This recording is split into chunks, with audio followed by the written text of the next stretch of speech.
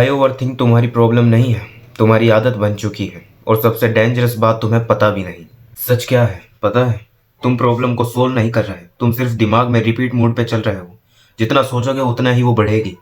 Scientifically दिमाग हर situation में worst case imagine करता है, क्योंकि ब्रेन का काम तुम्हें बचाना है, तुम्हें खुश रखने का नहीं। इसलिए तुम सोचते रहो और तुम्हें लगता है कंट्रोल तुम्हारे हाथ में है, पर असल में कंट्रोल तुम्हारे दिमाग के पास है।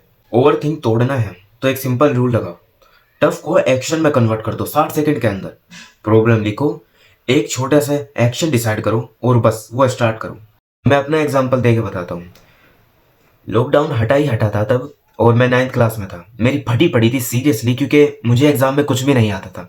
लगभग एक महीना रह गया था हमारे पास प्रिपरेशन करने का, कि जो हम पढ़ सके पढ़ लो जल्दी जल्दी। मेरे सारे दोस्तों की फटी पड़ी थी और उन्हें देखकर मेरी खुद। तो हुआ क्या, मैंने उसमें एक थोड़ा स्मार्ट डिसीजन लिया, और वो क्या था, मैंने पहले तो एनसीईआरटी ली।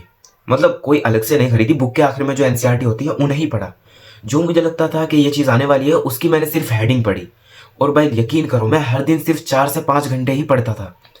और उसके बाद मैंने सिर्फ शॉर्ट शॉर्ट आंसर अपने पास याद रखे और उन्हें एग्जाम में ऐसे ही तार दिया, मतलब अपनी तरफ से और बड़ा करके। और तुम्हें यकीन नहीं होगा, 84% मेरे आ चुके थे। अगर मैं डर के बैठता ओवर थिंक करने लग जाता कि एक महीना है मेरे पास, क्या उखाड़ लूंगा मैं, मेरे पास तो कुछ भी नहीं रहा, तो मैं कुछ भी ना कर पाता। जहां मेरे दोस्तों के 52 से 56% थे, वहां मेरे 84% है। टॉपर के हमारे 87% आए थे हमारी क्लास में। आई नो कि मैं अपनी बड़ाई ना करूं और तुम्हें मतलब नीचा ना दिखाऊं, पर मैं बता रहा हूं कि अगर तुम एक्शन को सही तरह लोगे तो वो कहीं ना कहीं तुम्हारी ओवर थिंकिंग को कम कर ही देगा।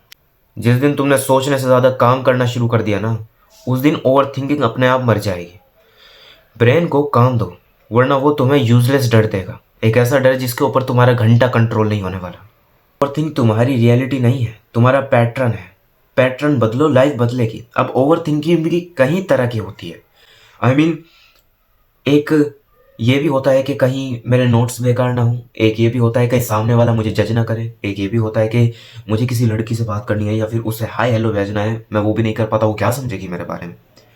तो इसका बड़ा सिंपल सा रूल है, मैं तुम्हें इसको एक प्रैक्टिकल की तरह बताता हूँ एग्जाम्पल देकर।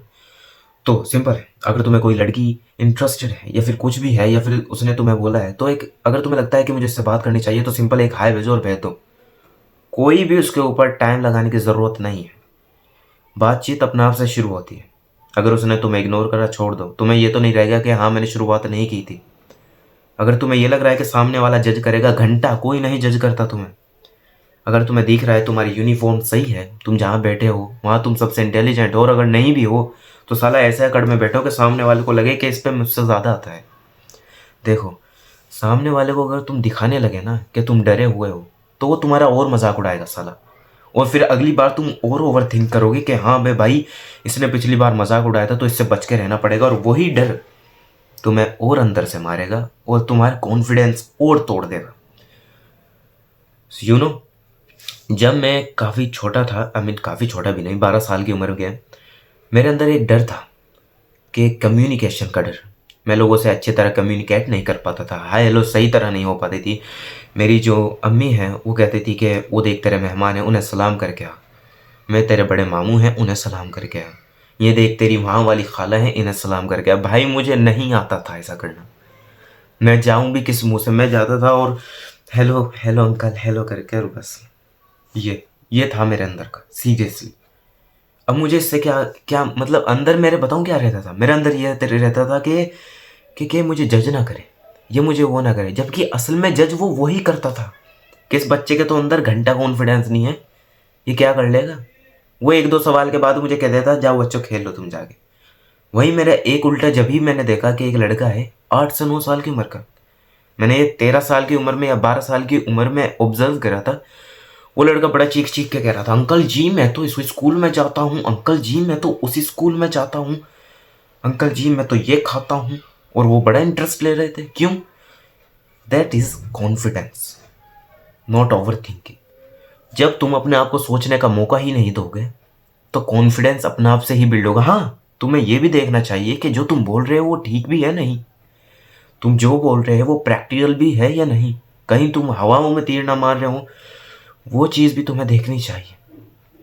बाकी ओवर थिंकिंग का असली रीज़न जो है कोई नहीं बताता, वो यही है कि तुम अपने अंदर के डर को ख़त्म ही नहीं कर पाते।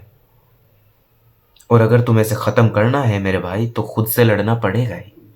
सोशल एंजाइटी से लड़ना पड़ेगा ही। 4 लोगों के सामने जाकर बैठो, लेकिन हाँ, ऐसे के सामने जाकर शुरुआत में ऐसे से शुरुआत करना जिन्हें तुम हल्का फुल्का जानते हो, क्योंकि जहाँ सिचुएशन ऑकवर्ड होने लगे वहाँ सामने वाला संभाल लेगा। ये नहीं कि तुम सामने ऐसे ग्रुप में जाकर घुस गए जिन्हें तुम जानते भी ना हो। तो ऐसा मत करना, शुरू से शुरू करो और आराम से होगा सब। और हाँ, इस चीज़ से तुम ज़रूर कुछ ना कुछ तो समझे ही होंगे जो तुम्हें मैंने बताया, और इसे अपनी लाइफ में ज़रूर यूज़ करना। नेक्स्ट टॉपिक कौन सा चाहिए कमेंट करके ज़रूर बताना। बाकी सब्सक्राइब कर लेना। मैं मिलता हूँ तुम्हें नेक्स्ट वीडियो में। बाय।